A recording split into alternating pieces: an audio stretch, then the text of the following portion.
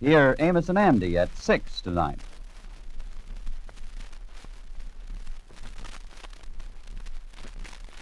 Night and day, at home or away, always carry Tums, T-U-M-S. Tums, famous quick relief for acid indigestion, presents A Date with Judy.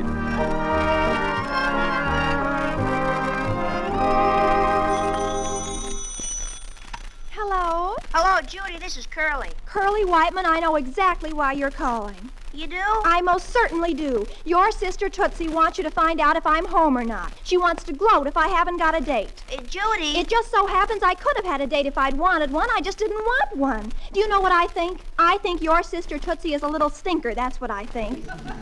Yeah, isn't she? But she didn't ask me to call you. She didn't? Well, then why are you calling? I want to speak to Randolph. Oh. Curly, is your sister Tootsie home? Yeah. Well, as long as we're both dateless, ask her if she wants to go to the movies with me.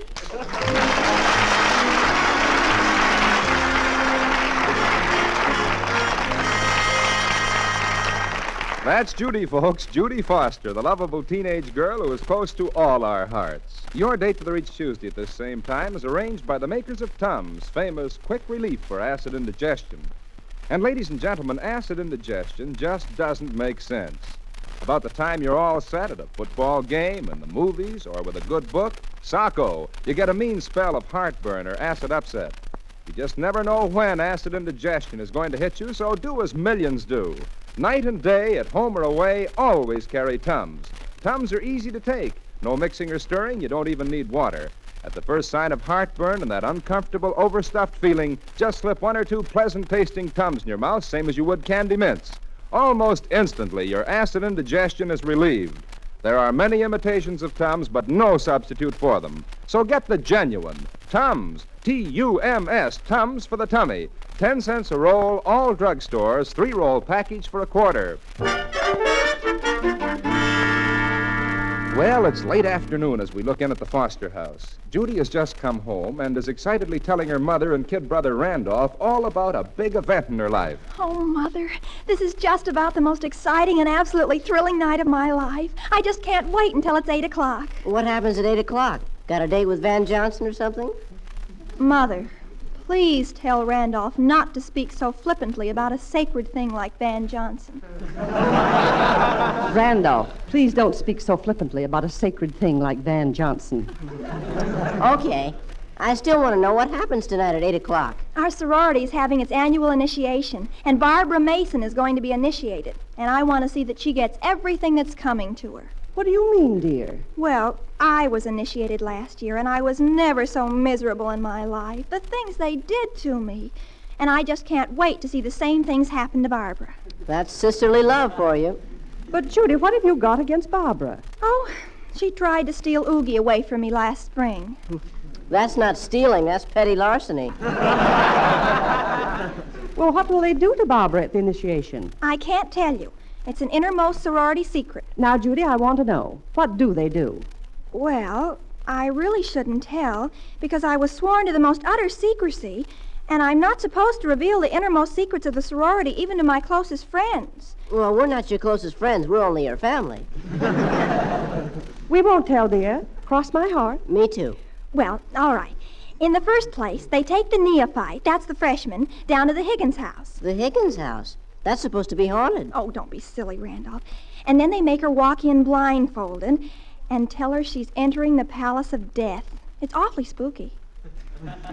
Well, Judy, I may be a little dense, but I don't see why you have the ceremony in such a gloomy place. But, Mother, it's a perfect place for it. It's so mysterious and everything. The freshmen are always scared out of their wits. Is that good? Well, of course it's good. Honestly, it's the most impressive thing you ever saw. Just a dim candle glowing in the center of the room, and everyone dressed in their black ceremonial robes and hoods. Isn't that adorable? Randolph. And then the freshman meets the Supreme High Keeper of the Sacred Owl. Who is the Supreme High Keeper of the Sacred Owl? I am. That is, this year I am. Last year it was Tootsie Whiteman, and I was scared to death when I went to meet her. Well, it sounds awfully silly to me, Judy, scaring each other to death that way. But, Mother, don't you understand? That's the whole idea. When a neophyte is very scared, It makes it easier to impress into her the importance of the mystic rites of the sorority. And it also teaches her respect for her elders. I don't notice that you have any more respect for Tootsie. That's not because of the initiation. I don't have any respect for Tootsie anyway. Well, it all sounds very important. My goodness, I wonder where your father is. Well, I certainly hope he gets here soon so we can have dinner. Our ceremony begins at 8 sharp.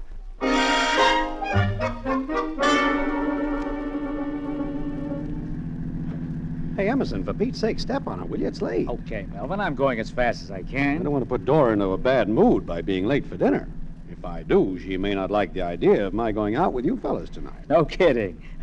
I thought you wore the pants in your family. Well, I do. I most certainly do. But, But Dora doesn't like your playing poker with the boys. Now, look here, Ed. I wouldn't talk if I were you. Whose wife is it that always breaks up our little game? Now, Melvin, Whose wife always finds out where we're playing and calls up her hubby and tells him to get the heck home? Oh, I know, but... Whose fault is it that we have to keep changing the place we play so his wife won't find out where he is? Well, it's mine, all right. Yeah. But Melvin, she likes to play, too. She can't understand why we won't let her play in our game. Well, didn't you tell her that the boys don't like to play with the deuces and trays and one-eyed Jacks wild?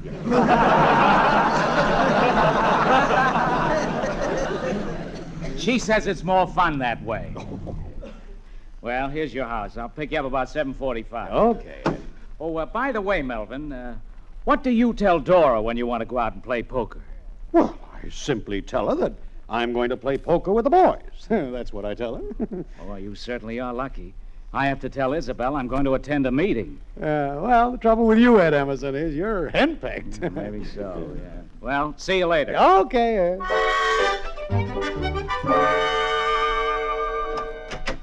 Is that you, Melvin? Yes, dear. Sorry I'm late. Had a big day at the office. Oh, we're all starving. Are you ready for dinner, dear? I'll say I am.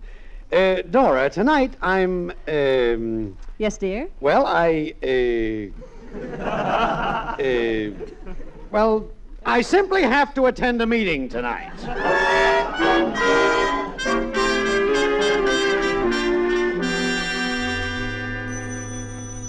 Oh, Randolph, there's the phone. Will you answer it, dear? Okay. If it's Mrs. Emerson, ask her to come over and keep me company. Okay. Hello? Hello? Is Mr. Foster there, please? This is George Soper. No, he just left a few minutes ago. He had to attend a meeting with Mr. Emerson. Oh. Well, I was supposed to attend that meeting, too, but the place we were to meet has been changed. I wanted to tell him before he left the house. Oh. Well, I'm sorry. He's gone now. Oh, that's a shame. You see, we're very anxious to have this meeting, and we're lacking a quorum. We need your father, Mr. Emerson, very badly. Well, I'll keep trying to reach him. Thank you. Okay. Goodbye. Who was it, Randolph? Mr. Soper for father. Says the meeting place has been changed. Oh, that's a shame. Your poor father was so tired, too. It's too bad he didn't know about it before he left the house. Yeah. Well, I've got to go and meet Curly. What are you two youngsters up to? Well, we thought we'd kind of wander over to the Higgins place and see what Judy and her goofy sorority sisters do with these things.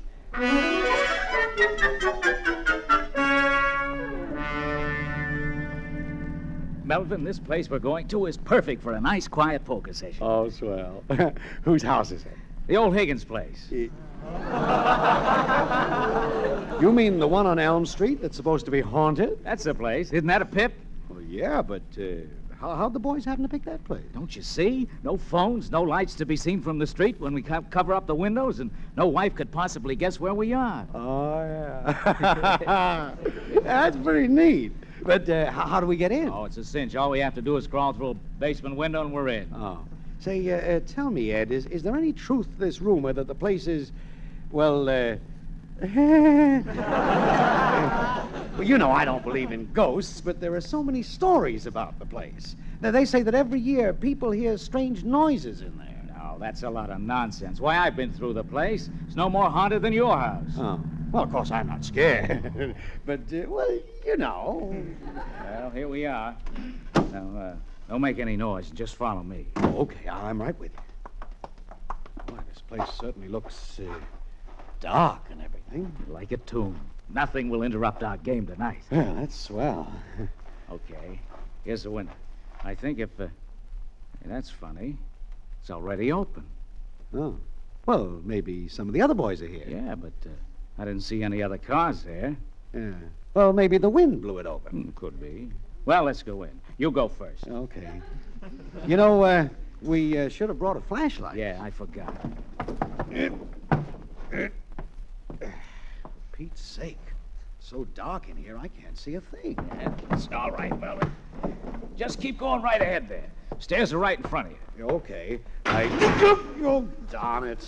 Hit my leg against a garbage can or something. Now, you better let me go first. Light a match, will you? Okay. There's the stairs right over there. Come on, Melvin. You go ahead. I'm right behind you.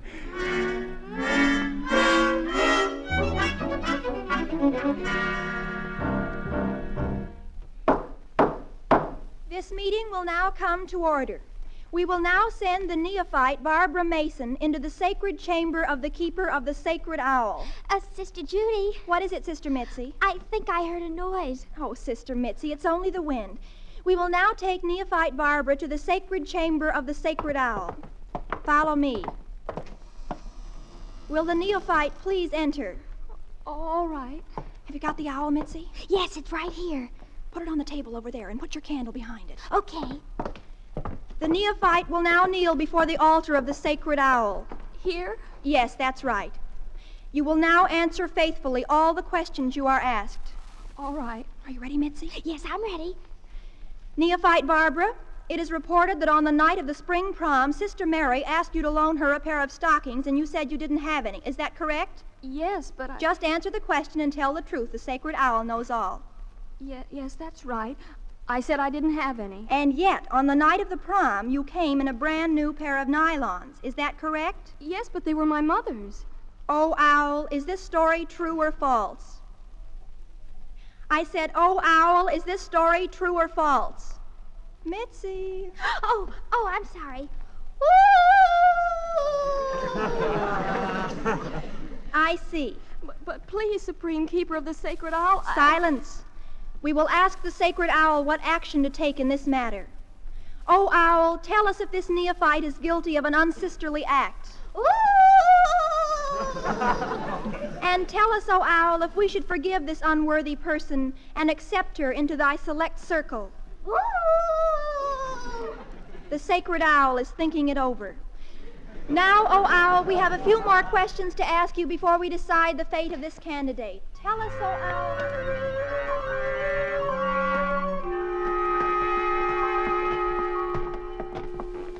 Are you following me, Melvin? Yes, I'm right behind you. You keep going. Okay. Only one more flight to go. I can't understand where the others are. They'll probably be along in a few minutes. Yeah, I guess so. Say, what are we whispering for? I don't know. It just seems more natural to whisper in a place like this.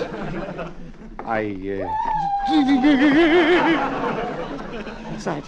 What's what? Didn't you hear a noise? I don't think... There it is again. Listen. Listen, let's get out of here. This place really is haunted. No, Melvin. Oh, Melvin, this is a good one now. That's all right. Don't you know what that noise is? No, what? Don't you see? It's some of the fellas trying to scare us. You think so? Of course it is. Listen, I got an idea. Yeah, so have I. Let's get out of here. Oh, no. Now, listen, let's have some fun. We'll give them a dose of their own medicine. Let's scare them right back.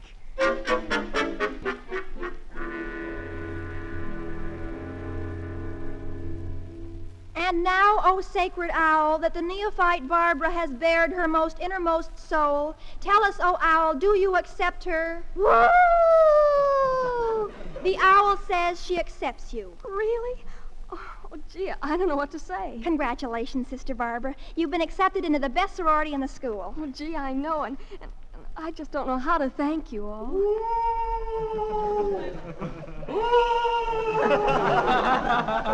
Okay, Mitzi, that's enough. And now we'll all go back to the sorority house for the official reception. Mitzi, I said that's enough. You can stop hooting now. I didn't hoot. Wasn't that you? No. Wasn't it you? No. Me either. Oh, jeepers, let's get out of here. It's true, it's true. What's true, Judy? This house, it really is haunted.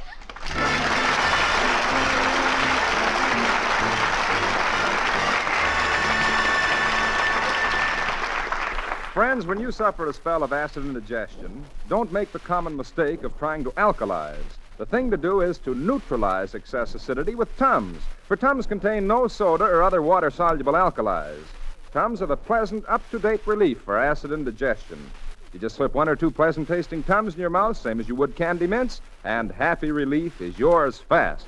A bird in the hand is worth 2 in the bush, and a roll of Tums in your pocket when acid indigestion suddenly hits you is worth more than a drugstore full of Tums blocks away. So be wise. Do as millions do. Night and day, at home or away, always carry Tums. T-U-M-S, Tums for the tummy. Only 10 cents a roll, all drugstores.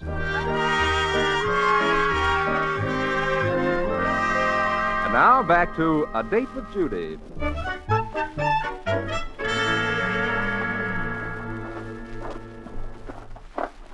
Look, Curly. Here's Mr. Emerson's car. What's he doing in front of the Higgins house? I have an idea. Of course, I may be doing Father and Mr. Emerson a great injustice, but I don't think so. What's on your mind, Randolph? Well, I was just thinking that it's quite possible that Father and Mr. Emerson had a different kind of meeting in mind. A meeting at a haunted house? What for? Not for a date with a blonde ghost.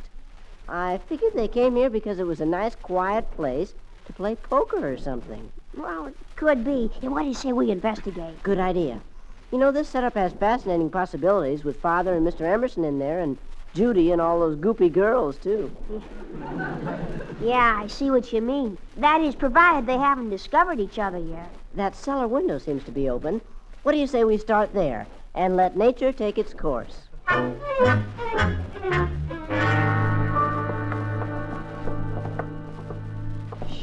Don't make a sound, and maybe we can... Judy, I'm so scared. Mitzi, be quiet. Oh, Judy, do you really think this house is haunted? Oh, Mitzi, I don't believe in ghosts. You see, Mitzi, Barbara's right. There aren't any ghosts. But there's somebody else in this house. Oh, Barbara. Barbara, are you deliberately trying to scare us? She doesn't have to. I'm already scared.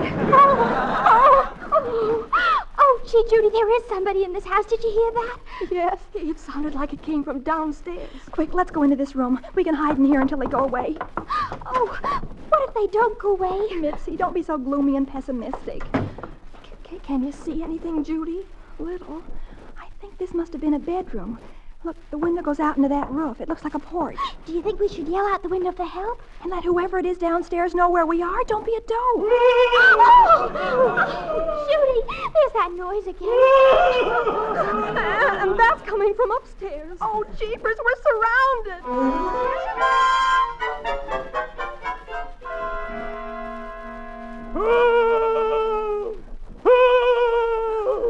Melvin, stop hooting. What? Stop. What's the matter? Melvin, maybe it wasn't the boys making that noise. What do you mean? I just thought. There weren't any cars outside. Yeah, that's right. Well, what do you think it was, then? I don't know.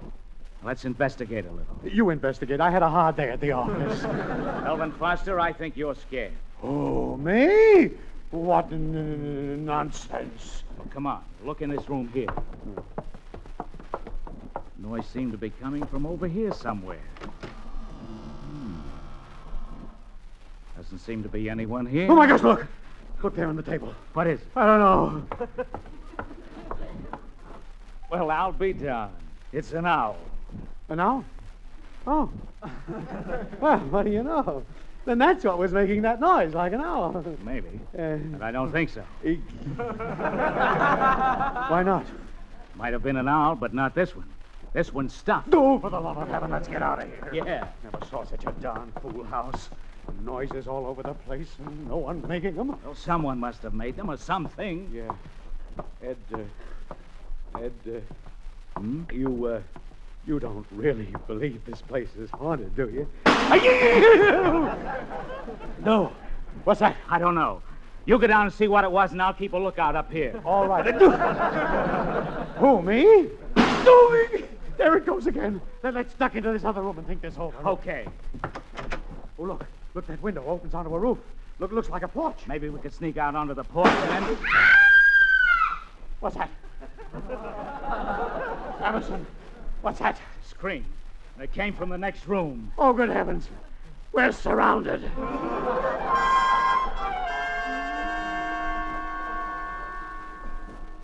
You know, Curly, I think we've just about used up the possibilities of this ash can. Yeah, I guess so. I'd love to see the look in your father's face. Me too. You know, Father isn't the bravest guy in the world. I wonder how Judy and her crowd are taking. You know, what we should have is a nice set of chains. Yeah, that'd be swell. Too bad we didn't bring along a couple of white sheets, too. Say, I can't hear anything at all. What do we do now? Let out a scream and see what happens. No, screams are corny. Let's try moaning. That ought to bring some results.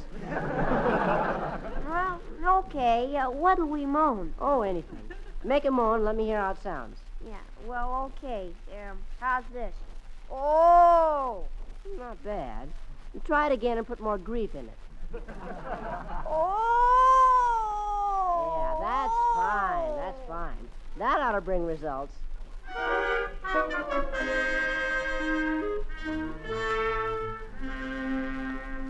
Girls, I think the smart thing to do now is to get out of here. Me too. But how? Well, why not let's just open the door and walk downstairs? But, Judy, the ghosts are still in the house. They'll see us. Barbara, don't be hysterical. I definitely do not believe in ghosts.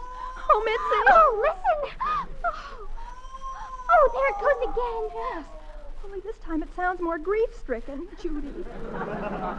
Judy, why don't we climb out on the porch roof and get away? It can't be far to the ground. I think it's our only chance. I'd rather break a leg falling from that porch than stay here another minute. Okay, that's what we'll do. Let's go. Now, one at a time. Should we take our black robes off? No, we'll be harder to see this way. All right. You go first, Judy. All right. Barbara, you stay right behind me. Don't worry. I will.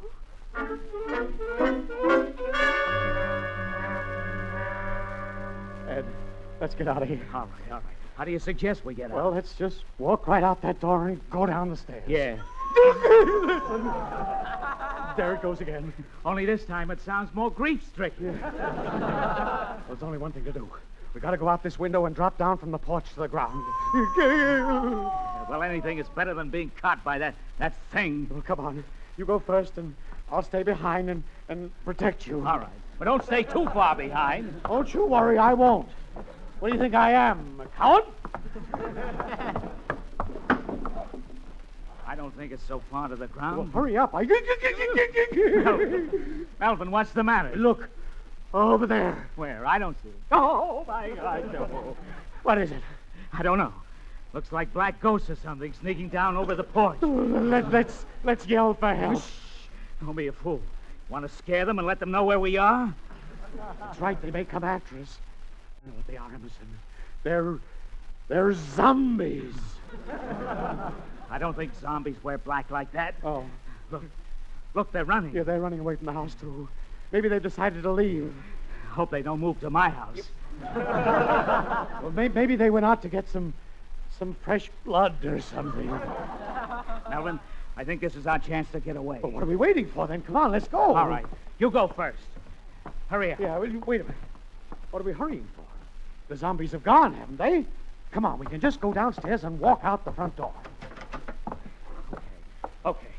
Keep going. If we ever get out of here safely, I'll never set foot in this place again. Where are you going, Father? Randolph, this is no time to be... Randolph!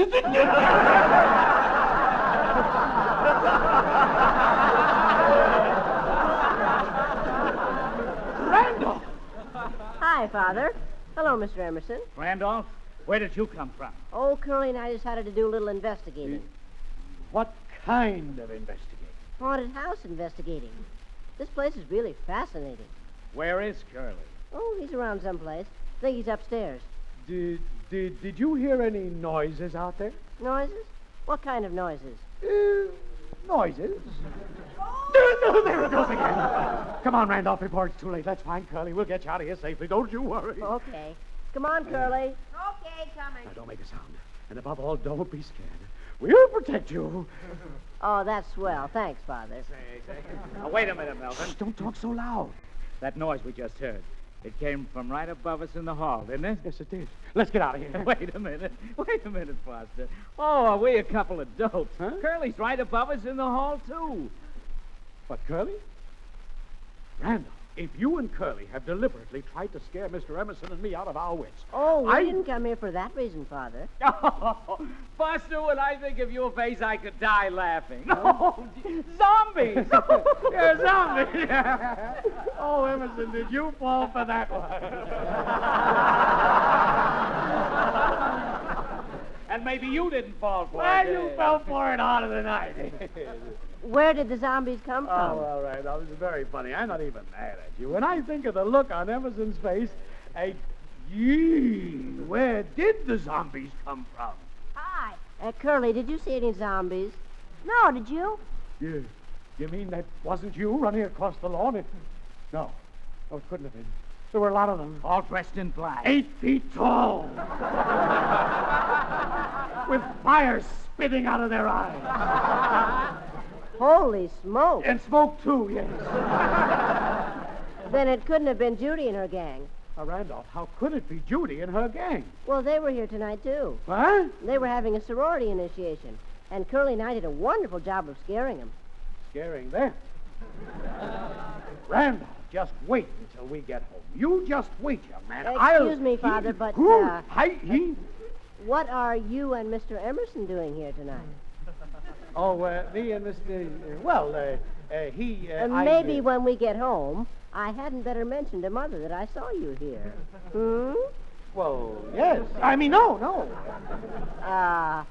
Shall we say, $5? $2.50, Scrooge. Sold.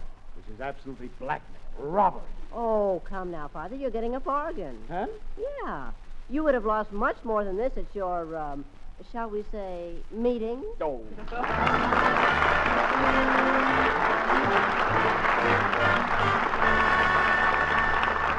We'll return to the Fosters in a moment, but in the meantime, friends, it's a cinch. You won't feel right tomorrow if you don't sleep right tonight.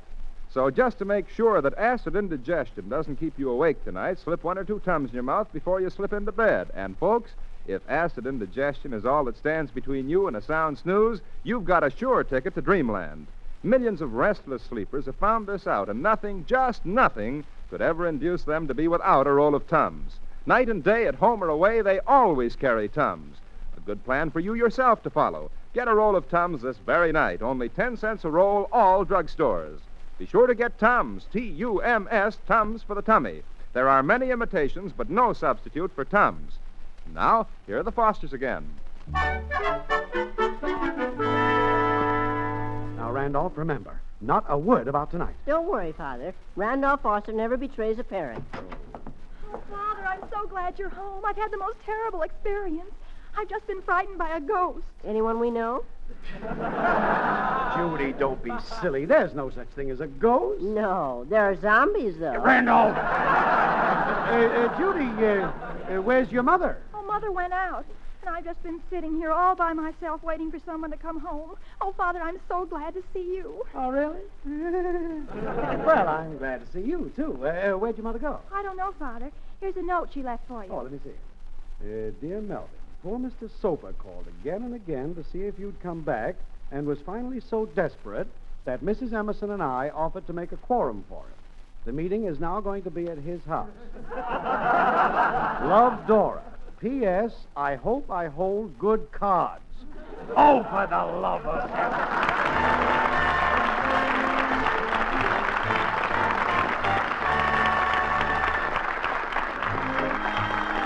David Judy is written by Elaine Leslie and stars Louise Erickson and Dick Davis. Mr. and Mrs. Foster were played by John Brown and Myra Marsh. Mitzi by Sandra Gould. Music was composed by Paul Sawtell and conducted by Konstantin Bakalinikoff. The program is produced and directed by Helen Mack. And this is Doug Gorley inviting you to be with us again next Tuesday at this same time to keep your date with Judy. And remember, night and day, at home or away, always carry Tums, T-U-M-S. Tonight's Date with Judy will be transmitted to our men and women overseas by shortwave and through the worldwide facilities of the Armed Forces Radio Service. This is the National Broadcasting Company. KFI, Los Angeles.